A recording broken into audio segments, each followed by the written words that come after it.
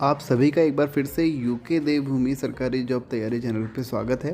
और मैं उम्मीद करता हूँ कि आपको इस चैनल के वीडियो पसंद आ रहे होंगे, और अगर आपको पसंद आ रहे हैं तो लाइक, शेयर और सब्सक्राइब ज़रूर करिए। इससे आपको हमारे वीडियो का नोटिफिकेशन मिलेगा और हमको सपोर्ट। तो स्टार्ट करते हैं आज का वीडियो। तो ये मैट्रिक्स का हमारा लास्ट वीडियो है। हमने मैट्रिक्स से जितने टाइप के भी क्वेश्चन एग्ज़ाम में बनते हैं या बन सकते हैं उन सभी को अब कवर कर लिया है, या इस वीडियो के माध्यम से हम अब सभी क्वेश्चनों को कवर कर लेंगे। और आज के इस वीडियो में हम जो हमारे कुछ बचे हुए टॉपिक रह गए हैं उनको देखेंगे। और आप यकीन मानिए कि इन टॉपिक से भी जो आपके क्वेश्चन आते हैं आप उनको भी विद इन 2 सेकेंड या मैक्सिमम 10 सेकेंड के अंदर आप सॉल्व कर लेंगे।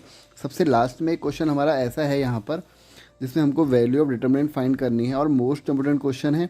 काफ़ी बार एग्जाम में एज इट इज़ पूछा गया, यानी कि डिट्टो वही क्वेश्चन उठा के बार बार आपका पूछ दिया गया है। तो सबसे लास्ट में हम उसको इंक्लूड करेंगे, क्योंकि वो थोड़ा क्वेश्चन हमारा 2 से 3 मिनट का टाइम जरूर लेगा, लेकिन क्वेश्चन बहुत बहुत ज़रूरी है। तो अभी हम जो स्टार्टिंग के जो हमारे टॉपिक हैं इसके, वो है पहला कैली हैमिल्टन प्रमेय के थ्रू आप देखोगे कि क्वेश्चन आपका विद इन 2 सेकेंड के अंदर आप कैसे सॉल्व करते हो। दूसरा आता है इन्वर्टेबल मैट्रिक्स के थ्रू आप क्वेश्चन कैसे सॉल्व करते हो। थर्ड है नंबर ऑफ लीनियर इंडिपेंडेंट, आपसे वेरिएबल पूछ लेता है तो वो आपको बताने हैं। थर्ड आएगा हमारा number of linear independent variable. आपने देखा होगा ये क्वेश्चन भी काफ़ी बार एग्जाम में पूछे जाते हैं इस टाइप के, बस उसकी वो वैल्यू चेंज करके, लेकिन आपसे क्वेश्चन हर दूसरे या तीसरे एग्जाम में पूछ लिया जाता है। तो ये भी हमारा इंपॉर्टेंट टॉपिक है। Not have an inverse matrix, ये क्वेश्चन मुझे थोड़ा नया जैसा दिखा था तो मैंने इस क्वेश्चन को भी इंक्लूड किया है, क्योंकि नया टाइप का क्वेश्चन है और अगर एकदम एग्जाम में क्वेश्चन आता है तो हम उसको सॉल्व वहाँ पे नहीं कर पाते। अगर कर भी लेंगे तो हमारा टाइम लगेगा, इसलिए मैंने इसको भी लास्ट में इंक्लूड किया है।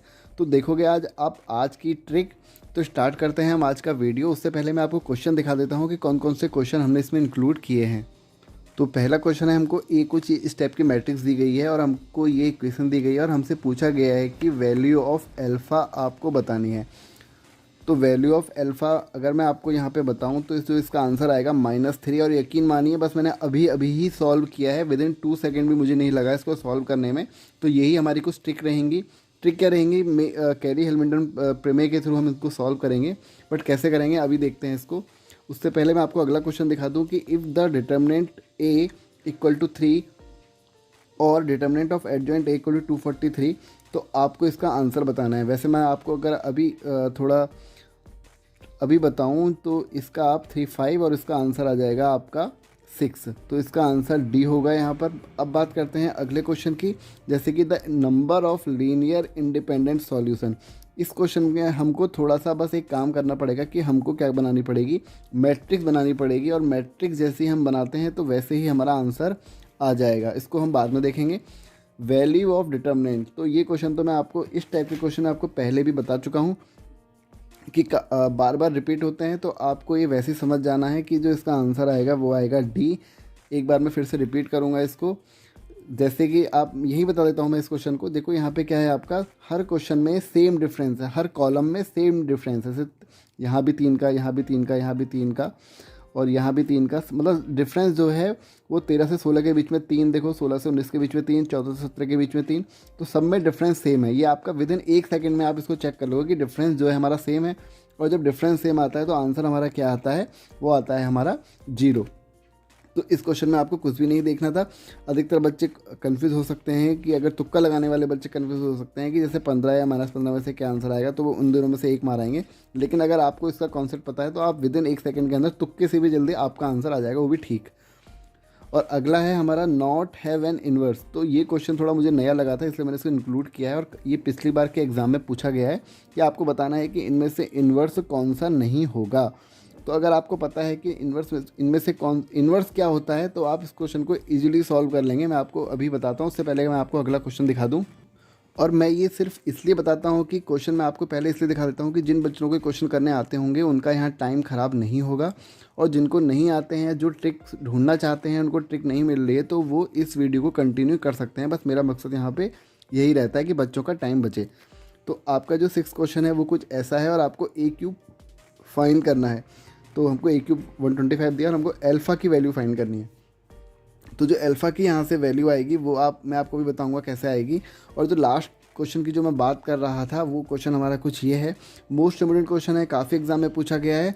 तो स्टार्ट करते हैं हम आज का पहला क्वेश्चन। तो जो हमारी कैली हैमिल्टन प्रमेय होती है वो कुछ आपकी इस इक्वेशन में होती है, ए स्क्वायर माइनस, मैंने यहाँ पे इसलिए हाईलाइट किया है क्योंकि यहाँ पे बच्चे प्लस कर देते हैं, तो ए स्क्वायर माइनस ए, और यहाँ पे ट्रेस आपको नहीं पता तो मैं आपको बता दूँ शॉर्टकट में कि जो हमारी मैट्रिक्स होती है, जो उसका डायगोनल एलिमेंट होते हैं, उन सबका सम हमारा क्या कहलाता है, ट्रेस कहलाता है, प्लस मॉड ए आई। तो ये हमारी इक्वल टू 0 की हमारी ये जो प्रमेय है, इससे आप देखोगे कि क्वेश्चन हमारा विदिन 2 सेकेंड के अंदर कैसे आता है। तो देखते हैं अब क्वेश्चन की तरफ। हमको ए ये दिया हुआ है और हमसे पूछा गया है अल्फ़ा की वैल्यू। तो यहाँ पे देखो आप, अल्फ़ा यहाँ पे क्या है, मॉड ए, तो मॉड हम यहाँ से क्या निकालते हैं, देखो 2 2 जा 4 और 4 -1, देखो -1 क्या हो जाएगा यहाँ पर, ये हो जाएगा 2 2 जा 4 -1 इंटू -1 +1, और यहाँ पे आएगा माइनस, तो ये हो जाएगा क्या हो जाएगा -1, ये आ जाएगा 3। लेकिन अल्फ़ा की वैल्यू 3 नहीं होगी, क्यों, क्योंकि देखो यहाँ माइनस दिया गया साइन आगे, यहाँ प्लस है, तो हमारा जो हम कंपेयर किससे करेंगे, इससे करेंगे, तो जो आंसर हमारा क्या आएगा वो आएगा -3, क्योंकि अल्फ़ा के आगे क्या लगा हुआ है, -3। तो देखा मैं कैसे इजीली सॉल्व हुआ, अल्फ़ा की वैल्यू आ गई -3। बढ़ते हैं अगले क्वेश्चन की तरफ। पूरा क्वेश्चन आपको स्क्रीन पर दिख रहा होगा, यहाँ मैंने शॉर्ट में लिखा है कि डिटर्मिनेंट ए की वैल्यू आपको 3 दी गई है और डिटर्मिनेंट एडजॉइंट ए की वैल्यू आपको 243 दी गई है, और आपको वैल्यू फाइंड करनी है एन की। तो आप कैसे फाइंड करेंगे, देखो जब भी आपको कभी कुछ ऐसा दिया गया हो तो आपको जो ए की वैल्यू दी गई होगी और जो डिटरमिनेंट ए की जो यहाँ पे वैल्यू है वो कितनी है, देखो यहाँ पर आपको इससे भी कोई मतलब नहीं है, आपको बस इतना करना है कि यहाँ पे 243 किसकी पावर है। वैसे तो आप इससे अंदाज़ा लगा लेंगे कि 3 की पावर ये होती है 5, क्या होती है 3 की पावर क्या होती है 5, और 5 में बस आप एक जोड़ दो, आपका आंसर आ जाएगा 6। समझ में आया, ये आपको जो ए दिया है आप उसको इससे कंपेयर करो कि ये उसकी कितनी पावर बनेगी, तो कितनी पावर बनेगी, ये बनेगी 5, और 5 में आपको 1 ऐड कर देना है तो आंसर आ जाएगा आपका 6। तो मैंने यहाँ पे ट्रिक कौन सी यूज़ करी, कोई ट्रिक नहीं है, बस एक बेसिक फार्मूला है, लेकिन आपको वो पता होना चाहिए जिससे आपका क्लियर हो जाएगा। तो वो फार्मूला हमारा यहाँ पर है adjoint A equal to mod A n-1, ठीक है। तो जो मुझको एडजॉइंट ए दिया था, कितना दिया था, वो दिया था 3 की पावर 5, एडजॉइंट ए 3 की पावर 5, 243 को मैं क्या लिख सकता हूँ 3 की पावर 5, 3 की पावर 5 का आप तो सभी को मतलब वैसे पता होगा, 3 को 5 बार गुणा करके, equal to mod A n-1। तो हमको जो मॉड ए दिया था वो कितना दिया था 3 और n-1, ठीक है। अब बेस सेम है तो मैं क्या कर सकता हूँ, इन पावर को आपस में कंपेयर कर सकता हूँ, n-1 इक्वल टू 5, तो n इक्वल टू आ गया हमारा, ये इधर जाएगा तो 5 और 1 6। तो इस तरीके से मैंने इसका आपको उस समय भी आंसर बताया था। अब बात करते हैं अगले क्वेश्चन की, थोड़ा अलग क्वेश्चन है और मोस्ट इम्पोर्टेंट क्वेश्चन है। इसके लिए बस आपको एक क्या बनानी पड़ेगी, एक मैट्रिक्स बनानी पड़ेगी। कैसे बनाएंगे एक बार हम वो देख लेते हैं। तो जो इक्वेशन दी है हम उनसे क्या बना लेते हैं, डिटरमिनेंट बना लेते हैं। क्या बनेगी हमारी, वो बनेगी 1 1 1 1 1 1 1 2 1 2 0, क्योंकि जेड में कोई कोफिशिएंट नहीं है हमारा, और यहाँ पे आ जाएगी एक्स में कोई नहीं है तो यहाँ 0 आ जाएगा, ये आ जाएगा हमारा -1, और ये कितना जाएगा यहाँ पे, ये आ जाएगा 1, पाई का 1 है और जेड का -1, तो ये हमारा यहाँ पे बन गया।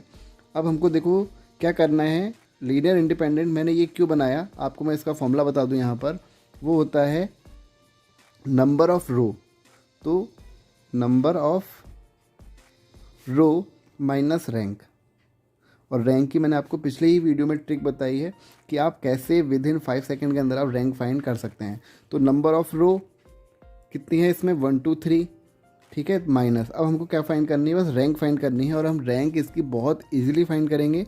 कैसे करेंगे देखो, तो आपको यहाँ पर देखो क्या सोचना है कि अगर आप जो R3 है ना, R3 में अगर आप R2 - R3 ऑपरेशन को परफॉर्म कर देते हैं, क्या किया मैंने, R2 - R3, यानी कि मैंने क्या करा, सेकंड रो से थर्ड रो को माइनस कर दिया, तो मेरे को एक नई मैट्रिक्स मिलेगी, और वो जो मैट्रिक्स मिलेगी मेरे को क्या होगी, वो कुछ इस टाइप की मिलेगी मुझे। उसको मैं यहाँ पे लिख देता हूँ। मैंने क्या करना है, R2 - R3, यानी कि इसमें से इसको घटाना है। तो पहली वाली रो तो मेरी सेम आ जाएगी 1 1 1, और यहाँ पे क्या आ जाएगा मेरा 1 2 0। परफॉर्म में किस में कर रहा हूँ, R3 में कर रहा हूँ, यानी कि जो भी चेंजेस आएंगे वो इस वाली रो में आएंगे। तो यहाँ पे कितना आ जाएगा, अगर मैं देखो 1 में से 0 घटाता हूँ तो कितना आएगा 1, 2 में से 1 घटाता हूँ तो 1, और 0 में से -1 करूँगा तो क्या आएगा 0 - 1, तो ये कितना जाएगा माइनस माइनस प्लस हो जाएगा, तो यहाँ पे आ जाएगा 1। तो अब आपने देखा कि देखो पहली और तीसरी रो क्या आ गई, सेम आ गई। तो इसकी जो रैंक है वो हमारी 3 तो नहीं हो सकती। 3 क्यों नहीं हो सकती? क्योंकि ये 3/3 की मैट्रिक्स है, 3 रो और 3 कॉलम, यानी कि 3 रो और 3 कॉलम। तो ये 3/3 की मैट्रिक्स है, तो इसकी जो मैक्सिमम नंबर होता है वो उसका आंसर कभी नहीं होगा। कब? जब इसका मैट्रिक्स की वैल्यू क्या आ जाए, 0 आ जाए। क्योंकि 0 कैसे आ गई? क्योंकि 2 रो, एक पहली वाली और थर्ड वाली क्या आ गई है, 0 आ गई हैं। तो इसका जो आंसर होगा वो 3 कभी नहीं होगा, उससे कम हो सकता है, 1 भी हो सकता है, 2 भी हो सकता है। तो अब वही हमको चेक करना है कि अब हम क्या करते हैं, कोई भी एक बॉक्स उठा को देख लेते हैं। मैंने आपको इसकी जो ट्रिक बताई थी उसके थ्रू हमारा जो पहला स्टेप था वो सेम देखने का, रो या कॉलम, दूसरा था इसका बॉक्स। तो देख लेते हैं, अगर ये 0 आता है तो 1 में देखो ये वाले बॉक्स को अगर सॉल्व करने के बाद अगर 0 आता है, जैसे 1 0 क्या आएगा, ये 1 × 0 ये हो जाएगा हमारा 0 हो जाएगा, माइनस और 2 × 1 कितना, 2। तो ये कुल मिला के 0 नहीं आ रहा, और अगर 0 नहीं आ रहा तो इसका जो आंसर होगा वो उससे एक कम वाला होगा, यानी कि इसकी रैंक कितनी होगी, 2 होगी।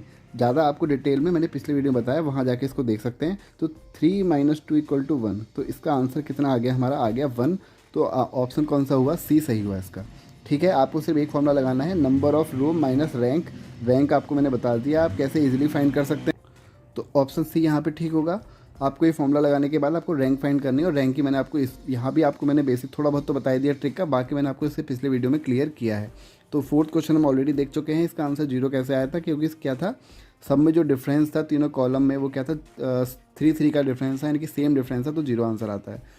अब हमको बताना है नॉट हैव एन इन्वर्स। तो इसमें से आपको एक ऑप्शन चूज़ करना है कि कौन सा इनमें से जो होगा जिसका इन्वर्स नहीं हो सकता।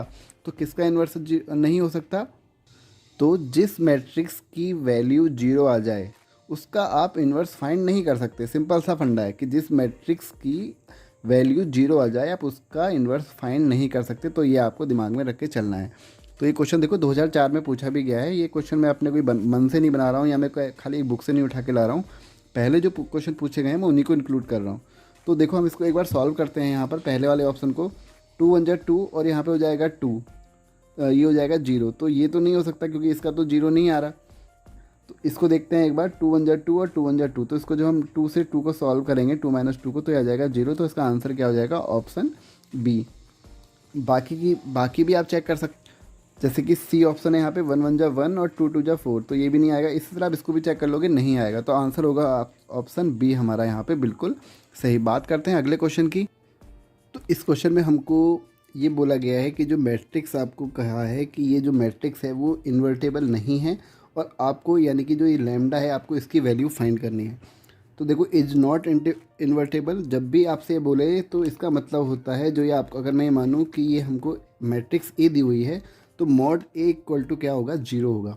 ठीक है, और वैसे भी आपको इस डिटर्मिनेंट, इस मैट्रिक्स में दिख रहा होगा कि जो ये जो डायगोनल एलिमेंट 0 है, तो इसका जो हमारा आंसर आएगा वो वैसे भी हमारा क्या आने वाला है, 0 ही आने वाला है। तो मॉड ए = 0 हो गया हमारा। तो अब हमको इन्वर्टेबल के लिए क्या करना है, मॉड ए = निकालना है। मॉड ए हम कैसे निकालते हैं, वही एक्सपेंड करके जैसे हम उसको ओपन करते हैं। तो पहला वाला तो हमारा जो टर्म है वो 0 हो जाएगा। दूसरे वाले की बात करते हैं, -1, यहाँ पे क्या आ जाएगा आपका -3 लैम्डा।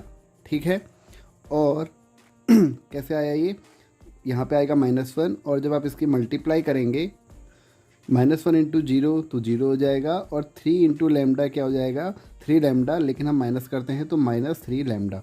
तो यहाँ पे आ जाएगा -2, और ये क्या है हमारा, किससे मल्टीप्लाई होगा, -1 की 3 से मल्टीप्लाई होगी, -3 से, तो आ जाएगा यहाँ पर 3, और लैम्डा × 0 हो जाएगा लैम्डा। तो उसको हमें लिखने की ज़रूरत नहीं है, और इसकी जो हमको वैल्यू दी गई है क्वेश्चन में वो कितनी है, 0। तो इसको अगर आप सॉल्व करेंगे तो ये आ जाएगा 3 लैम्डा - -3 लैम्डा -6 = 0, और यहाँ से आपकी लैम्डा की वैल्यू आ गई 6/3 = 2। तो ये इसका आंसर आ गया। ऑप्शन क्वेश्चन के हिसाब से जो इसका ऑप्शन है वो कौन सा है, ऑप्शन डी यहाँ पे ठीक होगा। स्क्रीन पर आपको दिख रहा होगा क्वेश्चन। बात करते हैं अगले क्वेश्चन की।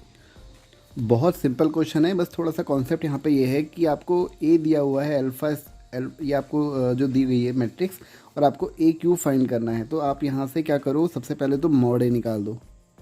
तो मॉड ए कैसे निकलेगा, अल्फा × अल्फा, अल्फा स्क्वायर -0 × 0 0, तो अल्फा स्क्वायर आ गया कुल मिला के मॉड ए। तो ये आ गया आपका अल्फा स्क्वायर। बस आपको यहाँ पे वैल्यू पुट कर देनी है, अल्फा स्क्वायर कि होल पावर क्या है 3, क्योंकि ए की पावर अल्फ़ा, एक की वैल्यू कितनी आई थी अल्फ़ा स्क्वायर और उसकी होल पावर है 3, तो हमने यहाँ पे 3 लिख लिया, इक्वल टू आपको क्वेश्चन में गिवन है 125। अब आप यहाँ से निकाल सकते हैं अल्फ़ा स्क्वायर, यहाँ से क्या आ जाएगा, वो आ जाएगा 125 की होल पावर 1/3। ये 3 यहाँ जाके क्या हो जाएगा 1/3 पावर हो जाएगी। तो जो अल्फ़ा स्क्वायर ये कितना आ जाएगा, किसका होता है 1/3 का, अगर निकालेंगे तो क्यूब रूट, तो क्या आएगा 5, क्योंकि 5 के अगर हम 3 बार मल्टीप्लाई करते हैं 5 5 25, 25 125, तो 5 आता है। तो ये हो जाएगा 5, इसका अल्फ़ा स्क्वायर आ गया हमारा 5, और हमको वैल्यू किसकी फाइंड करनी है अल्फ़ा की। तो यहाँ से जो अल्फ़ा की वैल्यू आएगी वो क्या आएगी ±√5। तो इसका आंसर ऑप्शन कौन सा हुआ, ऑप्शन डी यहाँ पे बिल्कुल ठीक हुआ। अब बात करते हैं अगले क्वेश्चन की, जो कि मोस्ट इंपॉर्टेंट क्वेश्चन है। इसको मैंने आपको पिछले वीडियो में क्वेश्चन बताया था जिसमें हम XYZ की वैल्यू पुट कर रहे थे यहाँ से और हम आंसर निकाल दे रहे थे।